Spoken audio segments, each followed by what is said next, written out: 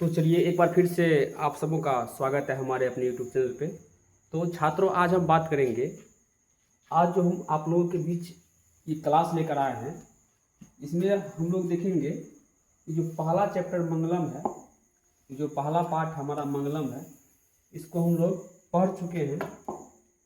इसको हम लोग पढ़ चुके हैं और इसका ऑब्जेक्टिव हम लोग देख चुके हैं। और आज हम लेके आए हैं, आज हम बात करेंगे जितने भी सब्जेक्टिव क्वेश्चंस इस चैप्टर से बनते हैं, सभी को आज की इस वीडियो में हम लोग देखने वाले हैं।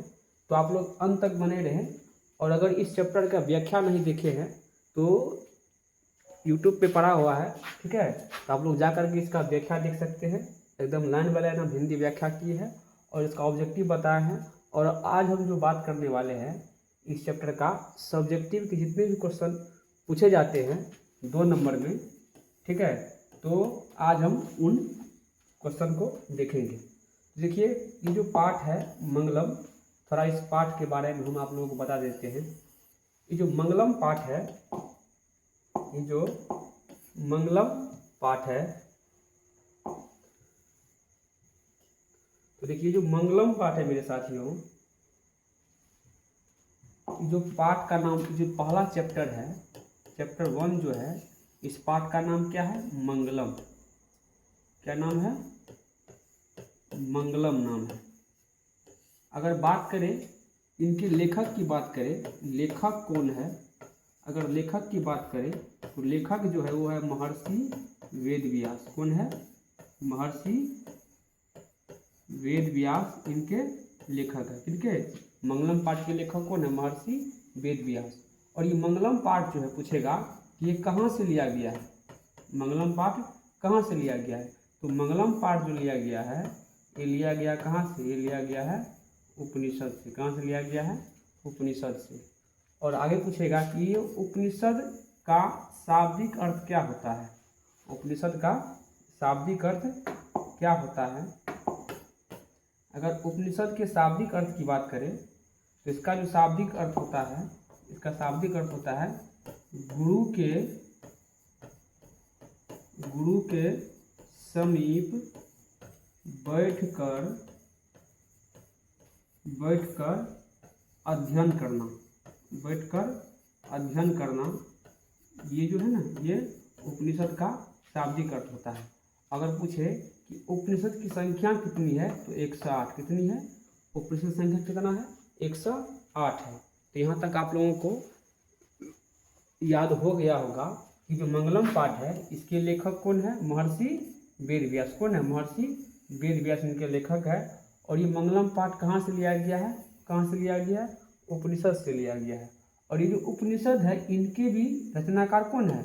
महर्षि वेदव्यास ही है। कौन है? महर्षि वेदव्यास ही है। और उपनिषद का शाब्दिक अर्थ क्या होता है? गुरु के समीप बैठकर क्या करना? अध्ययन करना। और उपनिषद कितने हैं? 108। कितने हैं उपनिषद? कितने हैं? 108 है। अगला क्वेश्चन यहाँ से आता है कि जो मंगलम पाठ है, इस मंगलम पाठ में कितने मंत्र हैं? अगला क्वेश्चन आता है कि जो मंगलम पाठ है,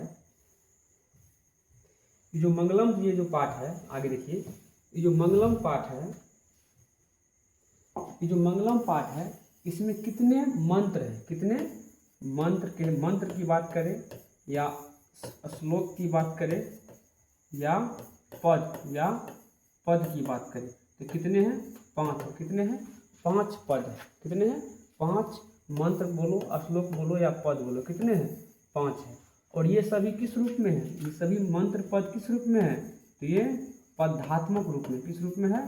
पदात्मक रूप में है। तो यहाँ से क्वेश्चन पूछता है कि मंगलम पाठ किस रूप में है? तो पदात्मक रूप में है। मंगलम पाठ में कितने मंत्र पद या श्लोक है? तो 5 है। मंगलम पाठ के लेखक कौन है? तो महर्षि वेदव्यास। लेखक कौन है? तो महर्षि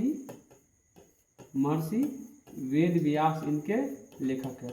मंगलम पाठ कहाँ से लिया गया है? कहाँ से लिया गया है? उपनिषद से। कहाँ से लिया गया है? ये उपनिषद से लिया गया। और इसकी संख्या कितना है? 108। कितना है? 108 संख्या है। ठीक है, चलिए आगे हम देखते हैं क्वेश्चन क्या है सब्जेक्टिव में। चलिए एक एक करके देखेंगे हम मेरे साथियों। तो क्लास को आगे बढ़ाते हुए देखिए, पहला क्वेश्चन देखिए तो आज हम बात करेंगे, ठीक है। तो देखिए पहला क्वेश्चन कह रहा है, चलिए दिख रहा है सबको, एक बार कमेंट कीजिए अच्छा से दिख रहा है। तो देखिए पहला क्वेश्चन कह रहा है, क्वेश्चन नंबर 1 है, कह रहा है, देखिए कहता है उपनिषद का क्या स्वरूप है। जो उपनिषद है जिनके लेखक कौन है, महर्षि वेद व्यास है, इनका क्या स्वरूप है, उपनिषद का क्या स्वरूप है, पठित पाठ के आधार पर स्पष्ट करें, ठीक है। तो देख लीजिए उपनिषद जो है, देखिए उपनिषद जो है ये वैदिक वांग्मय का अंतिम अंग है, अंतिम अंग है या अभिन्न अंग है। किसका अंग है, ये जो है उपनिषद जो है ये वैदिक वांग्मय का कैसा अंग है, अभिन्न अंग है। अभिन्न कह सकते हैं या अंतिम कह सकते हैं। कौन अंग है, अंतिम अंग है या अभिन्न अंग है। इसमें दर्शन शास्त्र के सिद्धांतों का प्रतिपादन किया गया है। किसमें उपनिषद में। उपनिषद में जो है जो दर्शन शास्त्र है इसके सिद्धांतों का प्रतिपादन किया गया है। कहता है सर्वत्र मतलब सभी जगह परम पुरुष परमात्मा का गुणगान किया गया है। कि ऑब्जेक्टिव भी पूछता है, ठीक है, कि सभी जगह किसका गुणगान किया गया है। तो परम पुरुष परमात्मा का सभी जगह क्या गुणगान किया गया है। आगे कह रहा है परमात्मा के द्वारा ही यह संसार क्या है, व्याप्त और अनुशासित है। किसके द्वारा, यानी परमात्मा के द्वारा जो है यह संसार क्या है, यह संसार व्याप्त और क्या है, अनुशासित है। कहता है सत्य की प्रकाष्ठा ही ईश्वर का मूर्त रूप है। यानी सत्य की प्रकाष्ठा ही ईश्वर का कैसा रूप है, मूर्त रूप है। मूर्त वो होता है जिसको हम लोग क्या कर सकते हैं, देख सकते हैं, उसे मूर्त कहते हैं। और जिसको हम लोग नहीं देख सकते उसे अमूर्त कहते हैं। फिर कहता है ईश्वर ही सभी तपस्याओं का परम लक्ष्य है। ईश्वर ही सभी तपस्याओं का क्या परम लक्ष्य है। ये हमारा आंसर हुआ कौन क्वेश्चन का, पहला क्वेश्चन का। आगे देखते हैं, आगे दूसरा क्वेश्चन देखिए क्या कह रहा है। क्वेश्चन नंबर 2 कह रहा है, देखिए मेरे साथियों क्वेश्चन नंबर 2 में देखिए क्या कह रहा है। क्वेश्चन नंबर 2 में कह रहा है, आप लोग देख सकते हैं। तो क्वेश्चन नंबर 2 में कह रहा है क्या कि क्वेश्चन नंबर 2 में कह रहा है कि आत्मा का स्वरूप क्या है। आत्मा का स्वरूप क्या है, पठित पाठ के आधार पर स्पष्ट करें। ये जो आत्मा होता है इसका क्या स्वरूप है, पठित पाठ के आधार पर क्या करना है, अंतर स्पष्ट करना है। देखिए जो आत्मा जो है ये कठोपनिषद में आत्मा के स्वरूप का बड़ा ही अपूर्व विश्लेषण किया गया है। कि जो आत्मा वाला जो है, ठीक है, ये जो आत्मा वाला जो है ये कहाँ से लिया गया है, कहाँ से लिया गया, ये श्लोक कठोपनिषद से लिया गया है, ठीक है। तो कठोपनिषद में आत्मा के स्वरूप का बड़ा ही अपूर्व विश्लेषण किया गया है। आत्मा मनुष्य की हृदय रूपी गुफा में अवस्थित है। आत्मा कहाँ, क्वेश्चन पूछता है कि आत्मा जो है ये कहाँ अवस्थित रहता है। तो आत्मा जो है जंतु कह लीजिए या मनुष्य कह लीजिए, उसके हृदय रूपी गुफा में क्या है, अवस्थित रहता है। फिर कहता है जो कैसा है, अणु से अणु, अणु से भी अणु और सूक्ष्म से भी सूक्ष्म है। कौन, आत्मा। क्वेश्चन पूछता है कि अणु से अणु कौन है, तो आत्मा है। सूक्ष्म से सूक्ष्म कौन है, आत्मा है। और महान से भी महान कौन है, आत्मा है, ठीक है। इसका रहस्य समझने वाला सत्य का अन्वेषण करता है और वह क्या होता है, वह शोक रहित होता है। क्या होता है, शोक रहित होता है, ठीक है। अगला क्वेश्चन देखिए, क्वेश्चन नंबर 3 कह रहा है। क्वेश्चन नंबर 3 में देखिए क्या कह रहा है। क्वेश्चन नंबर यहाँ पे ये दूसरा है, यहाँ पे तीसरा है। ये नंबर गलती से मिस्टेक हो गया है, ठीक है। तो यहाँ पे 3 हो जाएगा, यहाँ पे क्या हो जाएगा, यहाँ पे 3 हो जाएगा। देखिए तीसरा क्वेश्चन कह रहा है कि मंगलम पाठ का 5 वाक्यों में परिचय दें। जो मंगलम पाठ है उनका कह रहा है कम से कम 5 वाक्यों में क्या देना है, परिचय देना है। तो कहता है इस पाठ में 4 मंत्र क्रमशः ईशावास, कंठोपनिषद, मुंडकोपनिषद तथा श्वेताश्वर नामक उपनिषद से लिया गया है। देखिए ये जो पहला क्वेश्चन है, देखिए इसमें कितना श्लोक है या मंत्र है। इसमें 5 मंत्र हैं। देखिए 5 आप लोग किताब देखे होंगे कि 5 मंत्र के आगे उपनिषद का नाम लिखा हुआ है, ठीक है। तो कौन सा मंत्र किस उपनिषद से लिया गया है, आगे में नाम लिखा हुआ है। ठीक है, तो 5 गो मंत्र है, लेकिन उपनिषद क्या गो है, 4 गो उपनिषद 4 गो है। ठीक है, क्योंकि 2 उपनिषद से 2 श्लोक जो है एक ही उपनिषद से लिया गया है। ठीक है, का महान महत्व है। कहता इन्हें पढ़ने से परम सत्ता के प्रति श्रद्धा उत्पन्न होती है, सत्य के अन्वेषण की प्रवृत्ति होती है। ठीक है, तथा आध्यात्मिक खोज की उत्सुकता होती है।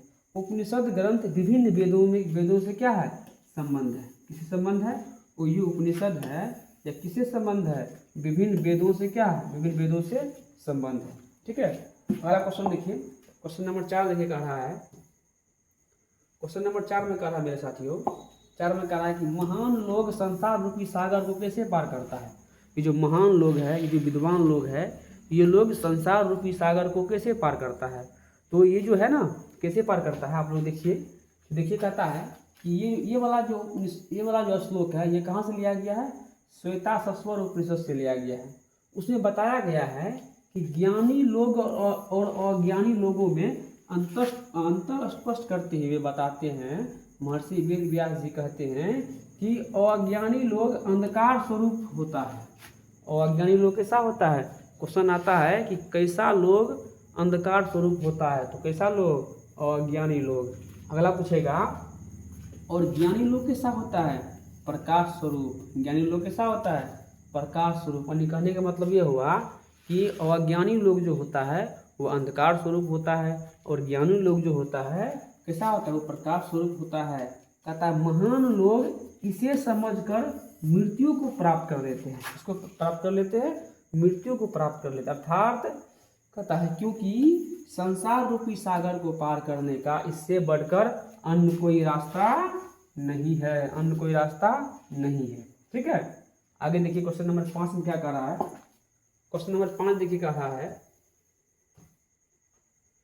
क्वेश्चन नंबर 5 में कह रहा है कि विद्वान पुरुष ब्रह्मा को किस प्रकार से प्राप्त करता है।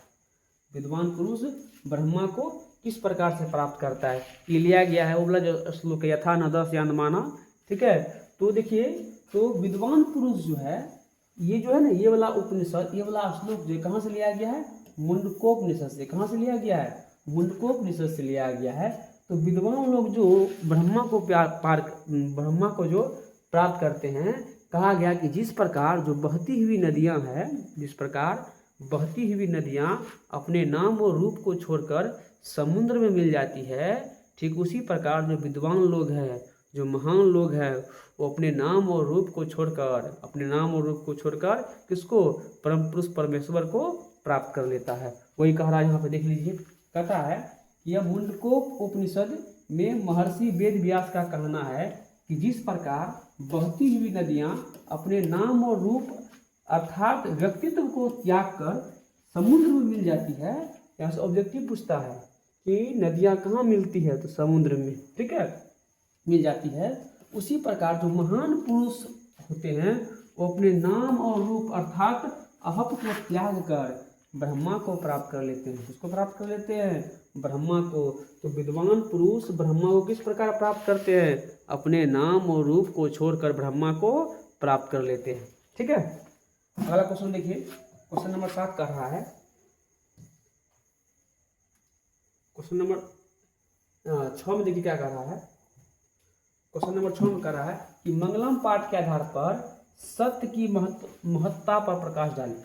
यानी मंगलम पाठ के आधार पर जो है ना, मतलब कह रहा है सत्य के बारे में बताइए। तो आप सभी को पता है कि सत्य की जीत होती है, झूठ की नहीं। ठीक है, इतना सबको पता है। ठीक है, देखिए क्या हो जाएगा आंसर। कहता है सत्य की महत्ता का वर्णन करते हुए महर्षि वेद व्यास कहते हैं कि हमेशा सत्य की ही जीत होती है।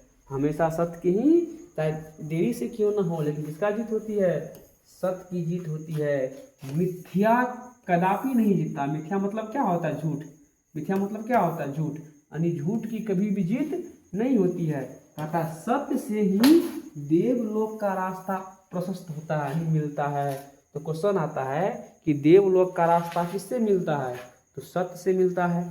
ठीक है, अगला क्वेश्चन देखिए कह रहा है कि मोक्ष प्राप्त करने वाले ऋषि लोग सत्य को ही प्राप्त करने के लिए कहाँ जाते हैं? देवलोक जाते हैं, क्योंकि देवलोक में किसका खजाना है? सत्य का खजाना है। तो सत्य किसका खजाना है? सत्य का खजाना है। कहाँ सत्य का खजाना? देवलोक में। ठीक है, अगला क्वेश्चन देखिए, क्वेश्चन नंबर 7 देखिए। चलिए देखिए, क्वेश्चन नंबर 7 में क्या कह रहा है? क्वेश्चन नंबर 7 में कह रहा है कि मंगलम पाठ के आधार पर आत्मा की विशेषता बतलाइए। तो आत्मा बताए थे, आत्मा कैसा होता है? आत्मा जो सूक्ष्म से सूक्ष्म और महान से महान होता है। आत्मा मनुष्य के हृदय रूपी गुफा में अवस्थित होता है। ठीक है, तो वह देखिए कह रहा है कि मंगलम पाठ में, यहाँ पाठ होगा, पाठ में संकृत कठोपनिषद से ये जो है ना, ये आत्मा वाला जो है ना, ये अनुरण्यन महतो महियान, ये कहाँ से लिया गया? ये कठोपनिषद उपनिषद से लिया गया है। ठीक है, उसमें महर्षि वेद व्यास जी कहते हैं कि प्राणियों की आत्मा हृदय रूपी गुफा में बंद है। सही है, ये प्राणियों की जो आत्मा है वो कहाँ बंद है? हृदय रूपी गुफा में बंद है। यह सूक्ष्म से सूक्ष्म और महान से महान है और इसे वश में नहीं किया जा सकता। विद्वान लोग शोक रहित होकर के, क्या होकर के? शोक रहित होकर के परमात्मा अर्थात ईश्वर का क्या करते हैं? दर्शन करते हैं।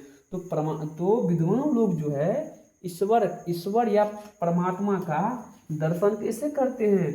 तो शोक रहित होकर, क्या होकर के? शोक रहित होकर के करते हैं। अगला क्वेश्चन नंबर 8 देखिए क्या कर रहा है। क्वेश्चन नंबर 8 में देखिए कह रहा है,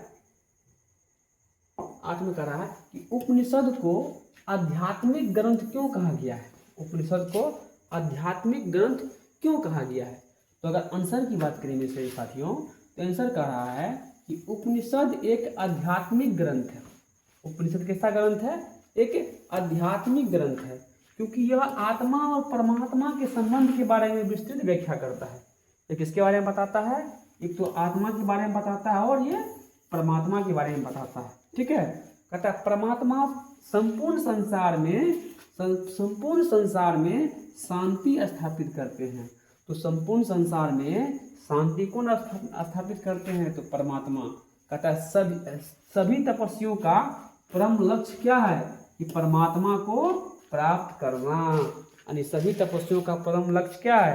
परमात्मा को प्राप्त करना। ठीक है, तो अगर अच्छा लगा हो तो चैनल को सब्सक्राइब कर दीजिए और लाइक कर दीजिए। और कल हम मिलेंगे, इसका चैप्टर 2 जो है मेरे साथियों, बहुत ही महत्वपूर्ण चैप्टर है। और इसका जो इसको चैप्टर 2 जो है पाटलिपुत्र, कल हम बात करेंगे। अगला वीडियो में हम बात करेंगे चैप्टर 2 का। हम लोग लाइन बाय लाइन हम लोग व्याख्या देखेंगे, लाइन बाय लाइन व्याख्या देखेंगे और साथ में किस तरह से ऑब्जेक्टिव पूछे जाते हैं उसको हम लोग देखेंगे। तो आज के लिए इतना ही, बहुत बहुत धन्यवाद।